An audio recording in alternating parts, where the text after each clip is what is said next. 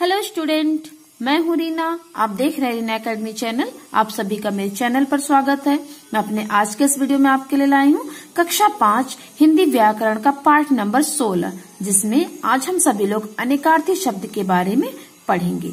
तो स्टूडेंट, आप सभी अंत तक बने रहे हमारे साथ इस वीडियो में। इस वीडियो के अंत तक आपको अनेकार्थी शब्द के बारे में संपूर्ण जानकारियां मिलेंगी। तो यहाँ पे इस पाठ को पढ़ने से पहले हम देख लेते हैं। यहाँ पे दो पिक्चर दी गई है और इस चित्र में क्या है। बच्चों, इस प्रश्न के 3 भाग है। तो यहाँ पे एक टीचर जी हैं, वे अपने स्टूडेंट को पढ़ाते हुए कह रहे हैं कि बच्चों, इस प्रश्न के 3 भाग हैं। अब यहाँ पे दूसरे पिक्चर में पुलिस के आने से पहले ही चोर भाग गया। तो यहाँ पे आप देख सकते हैं, इसमें भी भाग और इसमें भी भाग, इन शब्दों का प्रयोग हुआ है। तो ऊपर जो लिखे वाक्यों में भाग शब्द का प्रयोग हुआ है वो 2 अर्थों में किया गया है। पहले वाक्य में भाग का अर्थ है हिस्से और दूसरे वाक्य में भाग का अर्थ है भागना। यानी यहाँ पर जो टीचर बता रहे हैं बच्चों, इस प्रश्न के 3 भाग है। तो यहाँ पे इस भाग का अर्थ है हिस्सा, यानी इस प्रश्न के 3 हिस्से हैं। और यहाँ पर जो है पुलिस के आने से पहले चोर भाग गया, यहाँ पे इस भाग का अर्थ है भागना, यानी चोर वहां से रफो चक्कर हो गया, भाग गया।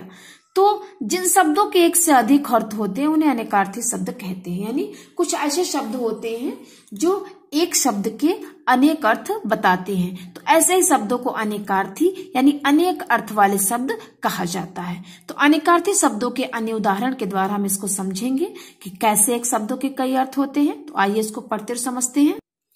तो यहाँ पे जो है एक शब्द है जल, और जल का अर्थ है पानी, और एक जल का अर्थ है जलना। यानी शब्द एक है जल, लेकिन इस शब्द के 2 अर्थ निकल रहे हैं। एक पानी यानी वाटर, जो हम पीते, नहाते, खाते हैं, खाने में यूज करते हैं पानी का। दूसरा जल का अर्थ है जलना।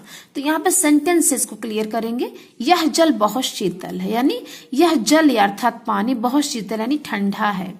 आग से दूर रहो अन्यथा जल जाओगे। तो आप देख सकते हैं स्टूडेंट, शब्द एक है और इसके अर्थ 2 निकल रहे हैं। तो एक अर्थ है पानी या वाटर, दूसरा अर्थ है जलना, यानी आग को अगर छूओगे तो जल जाओगे। तो ये यहाँ पे एक शब्द के 2 अर्थ निकल रहे हैं। उसी तरह एक शब्द और है आम। तो आम सभी को पता है एक प्रकार का फ्रूट है, फल है, और एक अर्थ है आम का साधारण व्यक्ति। तो इसका सेंटेंस देखते हैं। आम फलों का राजा कहलाता है। तो अगर हम फल के बारे में बात करेंगे तो आम फल सभी को पसंद है, वो फलों का राजा है।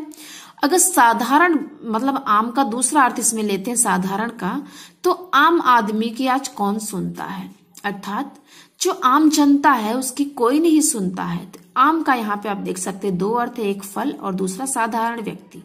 उसी तरह तीसरा शब्द है धरा। धरा का एक अर्थ है धरती, दूसरा अर्थ है धारण करना।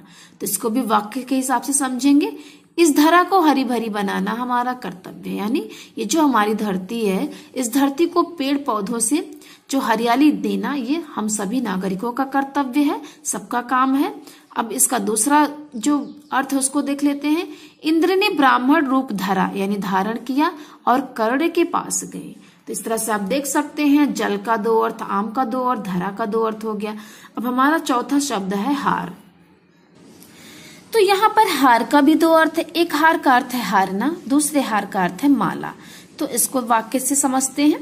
राजा वीरभद्र युद्ध में हार गए, यानी उन्होंने युद्ध में जो पार्टिसिपेट किया था, उन्होंने उसमें भाग लिया था कि युद्ध में उनको जीतना था, लेकिन अफसोस की वे हार गए। और यहाँ पे दूसरे हार का अर्थ है जो गले में पहना जाने वाला कीमती यानी बहुमूल्य हार होता, उसके बारे में। तो रानी ने 9 लखा हार पहना। तो आप देख सकते हैं शब्द एक ही हार, लेकिन यहाँ पे अर्थ उसके बदल गए हैं। अब हमारा 5वां शब्द है भेद। भेद का एक अर्थ है रहस्य और दूसरा अर्थ है प्रकार। तो इसको इसके सेंटेंस से समझेंगे। विभीषण ने राम को रावण के सारे भेद यानी राज या रहस्य बता दिए। काल के 3 भेद होते हैं यानी प्रकार होती है। तो आप देख सकते हैं भेद का एक अर्थ है रहस्य यानी राज, और दूसरा अर्थ है प्रकार यानी टाइप्स। तो इस तरह से जो शब्द होते हैं, जो एक ही शब्द कई अर्थ बताए, उन्हीं शब्दों को अनेकार्थी शब्द यानी अनेक अर्थ बताने वाले शब्द कहते हैं।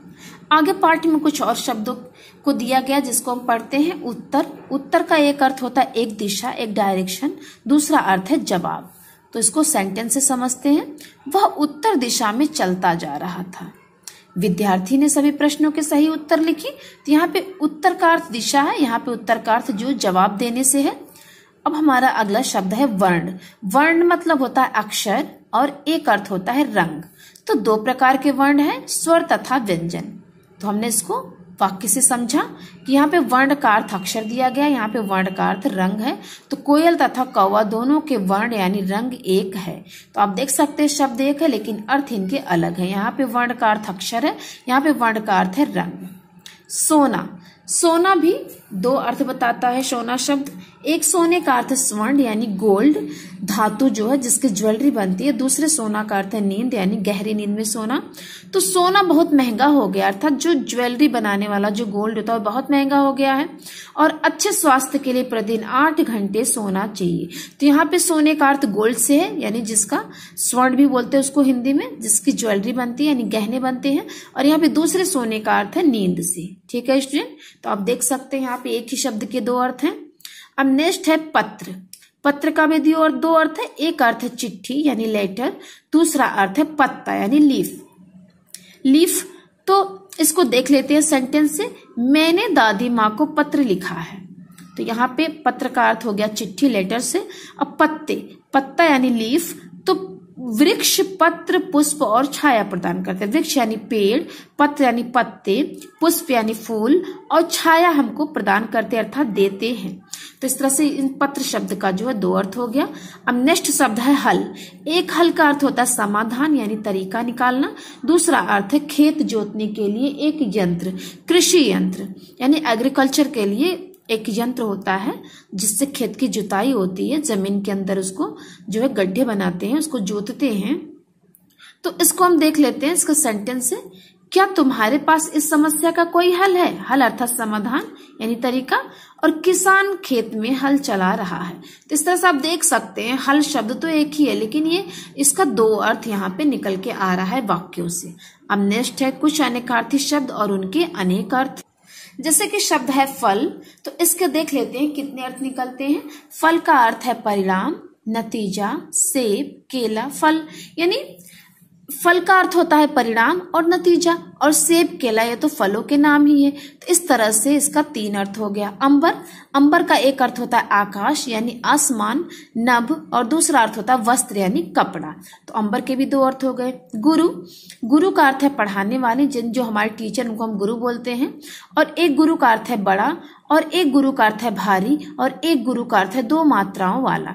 अर्थात जब आगे आप व्याकरण में पढ़ोगे अलंकार वगैरह में तो उसमें मात्रा, दो मात्रा, गुरु, लघु के बारे में आपको नॉलेज होगा। बस हमें यहाँ पे यही समझना है गुरु का अर्थ होता है पढ़ाने वाला अर्थात हमारा टीचर, और जो हमसे बड़ा है, जो हमसे बड़े उनको हम गुरु कहते हैं। अगर कोई वस्तु बहुत भारी उसको गुरु कहते हैं, और दो मात्राओं वाला कोई शब्द है उसको भी गुरु कहते हैं। गुरु का अर्थ होता है बड़ा। और यहाँ पे एक शब्द है चपला। चपला का भी दो अर्थ है। एक चपला का अर्थ होता है लक्ष्मी, दूसरी चपला का अर्थ होता है बिजली।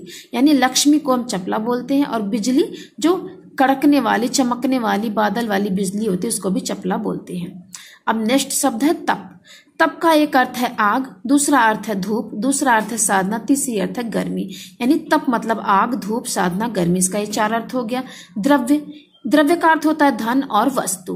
द्रव्य मतलब होता है धन और कोई भी वस्तु। तो इस तरह से इसके दो अर्थ हो गए। पद, पद मतलब होता है पैर, ओहदा, स्थान और भाग। यानी पैर को भी पद बोलते हैं, किसी ओहदे यानी पोस्ट को उसको भी पद बोलते हैं, स्थान को भी पद बोलते हैं, और भाग किसी भी चीज का कोई पार्ट है उसको भी पद बोलते हैं। अब नेक्स्ट हमारा शब्द है नग। नग का अर्थ होता है वृक्ष, यानी पेड़ को भी हम नग बोलते हैं, पहाड़ को भी नग बोल सकते हैं, सूर्य और नगीना, इन चारों को हम नग बोल सकते हैं। इस तरह से नग के चार अर्थ हो गए। अब नेक्स्ट है पानी। पानी का एक अर्थ हो गया जल, मान मर्यादा, और आब, आब यानी इज्जत। तो इस तरह से पानी के भी इतने अर्थ हो गए। चीर, चीर का एक अर्थ है कपड़ा यानी वस्त्र, और दूसरा अर्थ है चीरना, जैसे लकड़हारा लकड़ी चीरता है। तो इस तरह से ये दो अर्थ हो गए चीर शब्द के। अब नेक्स्ट हमारा शब्द है तीर। तीर एक प्रकार का एक हथियार है, बाण जो कि धनुष से चलता है। और चीथरा यानी कपड़े का कोई टुकड़ा है उसको भी तीर बोलते हैं। और नदी का किनारा, नदी के किनारे को भी तीर बोलते हैं। इस तरह से तीर शब्द के 3 अर्थ हो गए। काल, काल का अर्थ होता है समय और मृत्यु, यानी कोई भी समय चल रहा है उसको भी हम काल कहते हैं। जब किसी की मृत्यु हो गई हो उसको भी हम लोग काल ही बोलते हैं। इस तरह से काल शब्द के 2 अर्थ हो गए। सुरभि, सुरभि शब्द के 3 अर्थ है। सुरभि गाय को भी बोलते हैं। सुगंध यानी कोई खूबसूरत सी सुगंध देने वाली चीज है, खुशबू वाली चीज है, उसको भी सुरभि बोलते हैं। और पृथ्वी को भी सुरभि बोलते हैं। तो इस तरह से सुरभि शब्द के 3 अर्थ हो गए। कुल, कुल शब्द के 2 अर्थ है। समस्त यानी संपूर्ण, वंश यानी हमारा जो भी गोत्र है, वंश है, जिस जाति के हैं हम। तो इस तरह से कुल शब्द के 2 अर्थ हो गए, समस्त और वंश। दंड, दंड शब्द का 2 अर्थ है। सजा यानी पनिशमेंट, और डंडा एक प्रकार की छड़ी। और पूर्व, पूर्व का जो है 3 अर्थ है। पूर्व मतलब पिछला, पुराना, और एक दिशा मतलब एक डायरेक्शन हो गई। पूर्व, पूर्व दिशा सबको पता है, पूरब।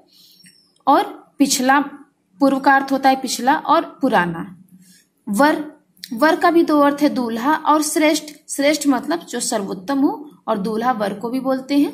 इस तरह से इसके 2 अर्थ हो गए। कल, कल शब्द के भी यहाँ पे कई अर्थ बताया है। एक दिन पहला, या एक दिन, या एक दिन आगे आने वाला दिन, मतलब जो आज दिन चल रहा है इसका पिछला वाला एक दिन, इसको भी कल बोलते हैं। और आज के एक आगे आने वाले दिन को भी हम कल बोल सकते हैं। और मशीन जो भी जो है लोहे की, कल पुर्जों की बनी मशीन होती है, उसको भी हम कल बोलते हैं। और चैन, चैन यानी जो सुकून, उसको भी हम लोग कल बोल सकते हैं। तो इस तरह से आपने देखा इस पाठ में शब्द तो एक ही, लेकिन उनके कितने अर्थ निकल के आ रहे हैं। तो इस तरह से अनेकार्थी शब्द एक ही शब्द होते हैं, लेकिन उनको अनेक बहुत से अर्थ होते हैं, वही शब्द अनेकार्थी शब्द कहलाते हैं। तो बच्चों, आज के हमारे वीडियो में बस इतना ही। इसमें हमने अनेकार्थी शब्दों के बारे में पढ़ा, जाना और समझा। मिलते हैं आपसे अपने अगले वीडियो में इसके प्रश्न अभ्यास के साथ। तब तक के लिए धन्यवाद।